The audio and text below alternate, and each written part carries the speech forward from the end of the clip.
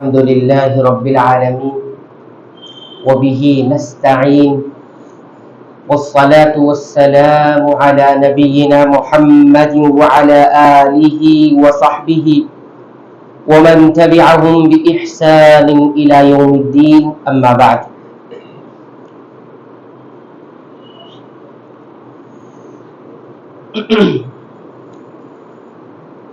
ومن يريد ثواب الدنيا نؤته منها ومن يريد ثواب الآخرة نؤته منها وسنجزي الشاكرين.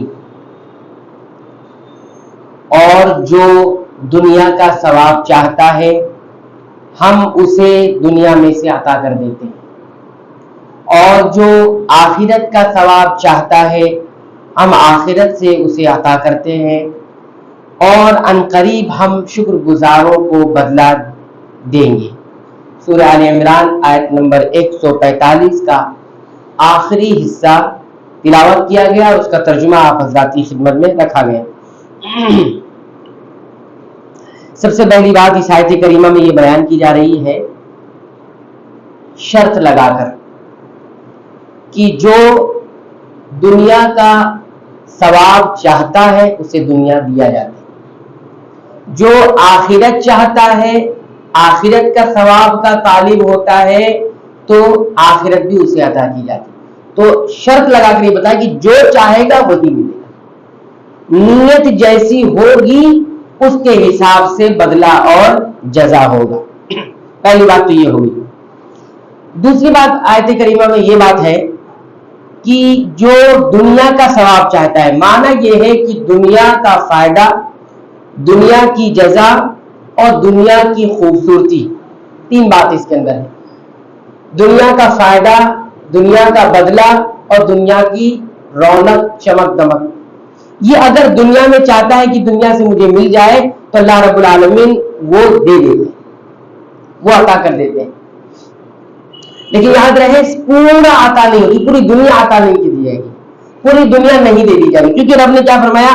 نؤتیہ منہا، ہم اسے عطا کرتے منہا، اس میں سے یعنی کچھ عطا کرتے ہیں. جو چیز انسان ارادہ کر رہا ہے کہ یہ مل جائے یہ مل جائے، سب نہیں ملنے والا ہے.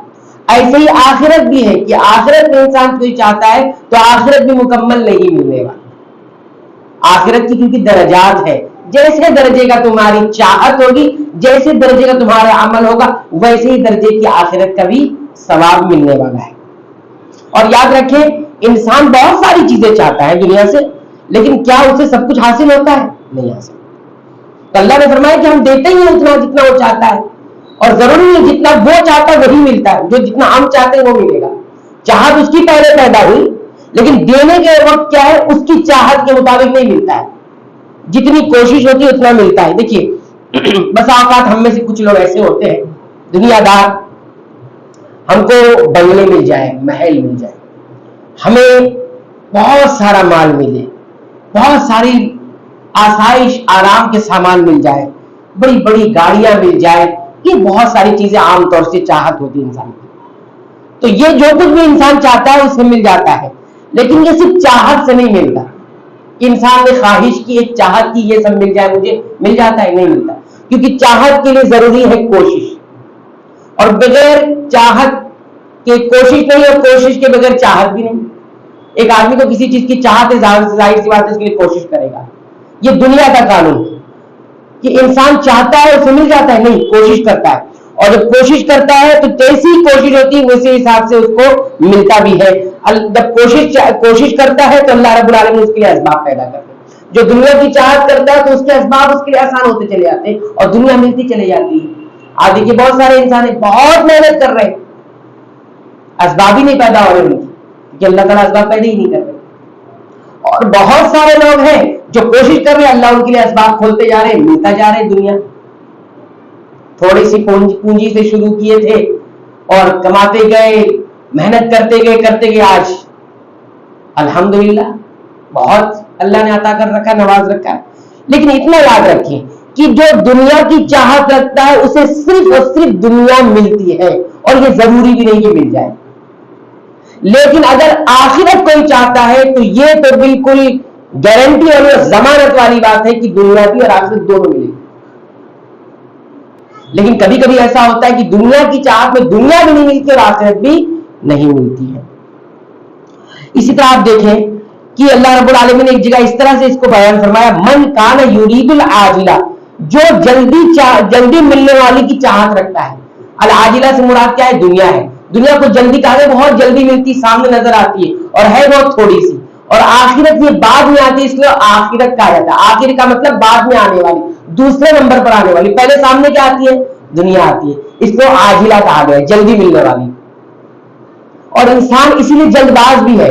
دیکھیے ہم اور آپ کا معاملہ کیا ہے, چند سیکنڈ کے لیے, چند منٹ کے لیے ہم سگنل پہ بھی کھڑے نہیں ہو پاتے. سگنل ابھی تو ریڈ ہے اور ابھی چند سیکنڈ باقی, انسان چلنے لگتا ہے.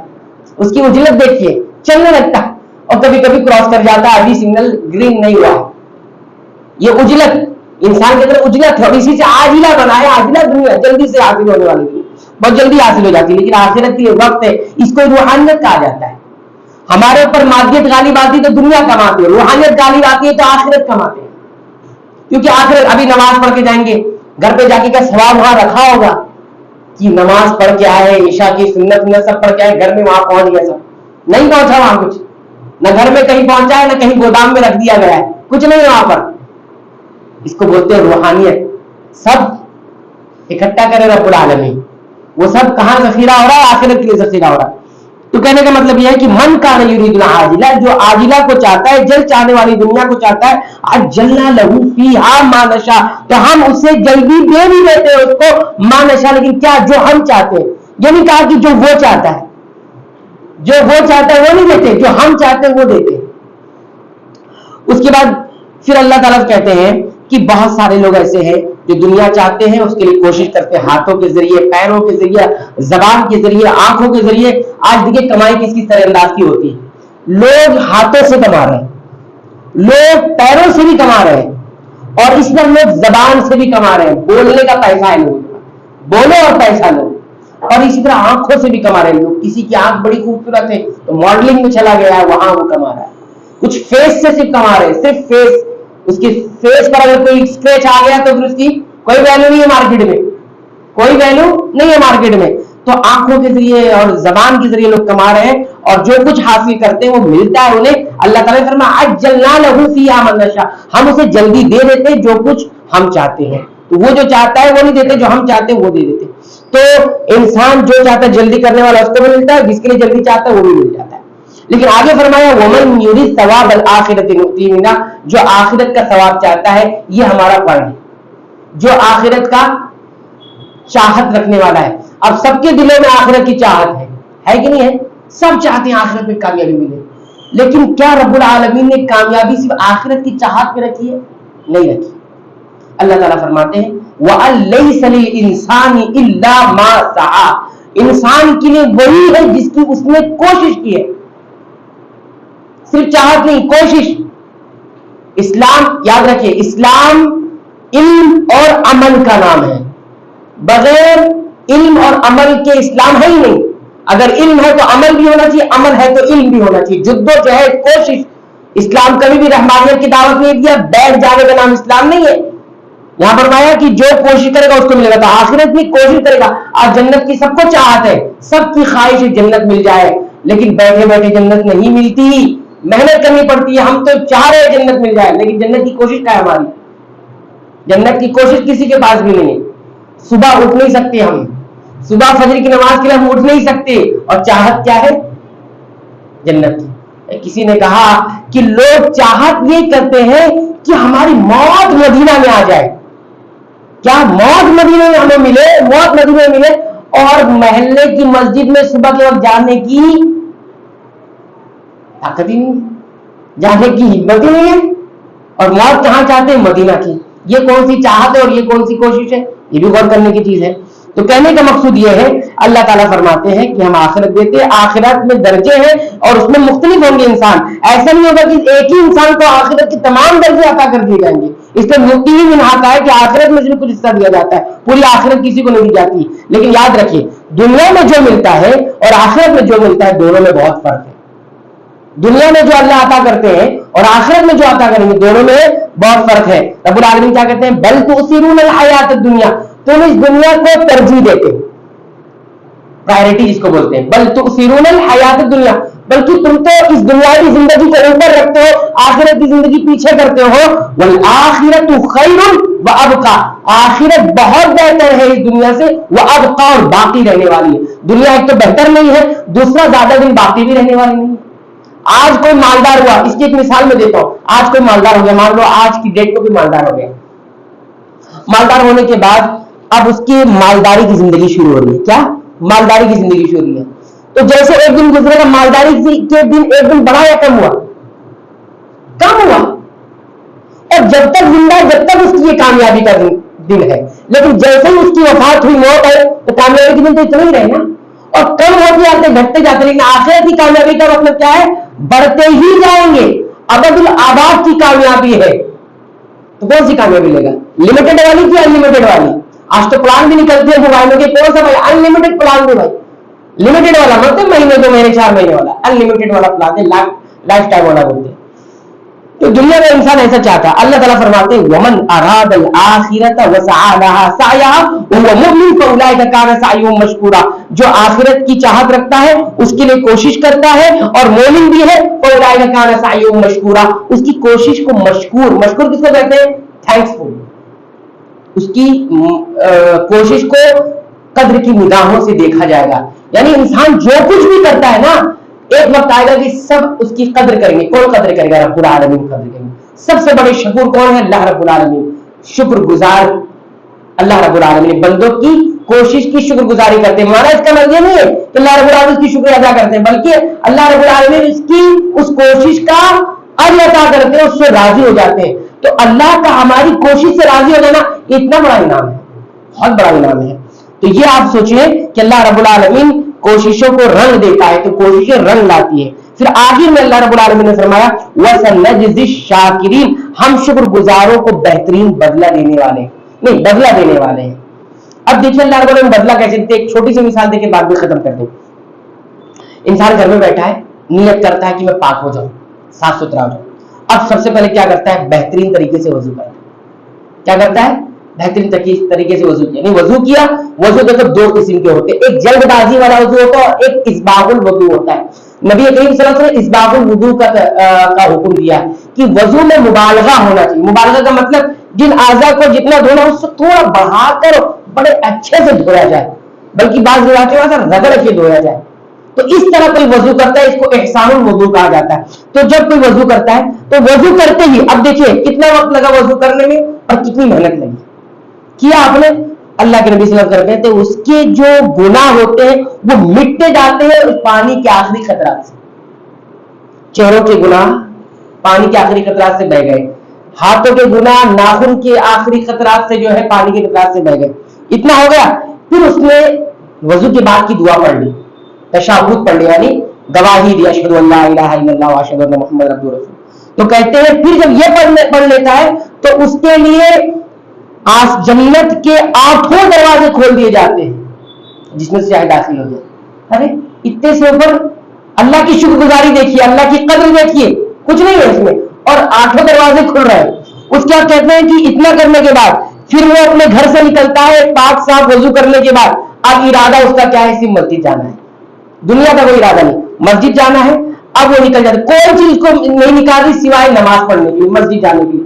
یہ نیت لے کے جب نکلتا ہے تو جتنا قدم وہ چل رہا ہے، جتنا قدم وہ چل رہا ہے، ہر قدم پہ 1 درجہ بلند ہو رہا ہے، 1 غلطیاں مٹ رہی ہے، ختم ہو رہی ہے. یعنی 2 فائدے ہیں چل کر جانے پر. 2 فائدے، نمبر 1 درجہ بلند ہو رہا ہے، دوسرا خطا بھی مٹ رہی ہے. اور جانے کے بعد پھر وہاں پر وہ نماز ادا کر لیتا ہے. تو باقی اور چیزیں اب جب مسجد میں داخل ہو گیا، اب نماز کو وقت ہے، ابھی نماز کو وقت ہے، مسجد میں داخل ہوا، اب اس نے 2 رکعت نماز پڑھ لی، تحیۃ المسجد پڑھ لی، یا سنن رواتب میں سے وہ جو سنتیں ہیں وہ پڑھ لی. اب پڑھنے کے بعد نماز کے انتظار میں بیٹھا، نماز کے انتظار میں بیٹھا ہوا ہے. تو کہتے ہیں جب تک بیٹھا ہوا ہے اللہ کے ایک مخلوق فرشتے جسے کہا جاتا ہے وہ مسلسل اس بندے کی حق میں دعا میں لگ جاتے ہیں. کیا کہتے ہیں؟ اللہم صلی علیہ، اللہم اغفر لہ، اللہم ارحمہ، اے اللہ اس پر برکت نازل فرما، اے اللہ اس کو معاف کر دے، اے اللہ اس پر رحم فرما. 3 دعائیں فرشتوں کی جانب سے. اس لیے اہل کہتے ہیں جو بہت گنہگار ہو گیا ہے اس کو چاہتے کہ میری معافی ہو جائے تو یہ کام کریں کہ نماز سے پہلے آ کر اطمینان سے نماز پڑھ کر بیٹھے رہے. فرشتے اس کے حق میں دعائیں کرتے ہیں. نماز کے بعد بھی جہاں نماز پڑھائے وہیں بیٹھا رہے، بات نہ کرے، اس کا وضو نہ ٹوٹے، تب تک بیٹھا رہے گا. فرشتے اس کے حق میں دعائیں کرتے رہیں گے اور فرشتوں سے جو دعائیں ہوتی ہیں مقبول ہوا کرتی ہیں، اللہ تعالیٰ اسے مقبول کر دیتے ہیں. یہ ہے شاکرین کا بدلہ دینے والا اللہ رب العالمین. وَسَنَجْزِي الشَّاكِرِينَ. اس سے پہلے آیا تھا وَسَيَجْزِي اللَّهُ الشَّاكِرِينَ، اور عنقریب اللہ بدلہ دیں گے شکر گزار کرے گا. اور یہاں پر کیا وَسَنَجْزِي الشَّاكِرِينَ، ہم بدلہ دیں گے. اور سوچئے کتنی بڑی روحانیت اس آیت کریمہ میں. آپ صرف تصور کیجئے، صرف تصور کر سکتا ہے انسان، اللہ کا تصور کر سکتا ہے کہ اللہ بدلہ دیں گے، اللہ بدلہ دیں گے، اس لیے کائنات کو بنانے والے اللہ بدلہ دیں گے. تو دیکھیں روحانیت کیسے آتی ہے. ہم کو کوئی آدمی کہہ دے کہ بھائی آپ کو فلاں نیتا صاحب نے بلایا، ارے انہوں نے بلایا، مجھے بلایا، وہ دیں گے، وہ میرا انعام دیں گے، تو کتنا خوش، ارے کتنا بڑا انسان ہے وہ بلا.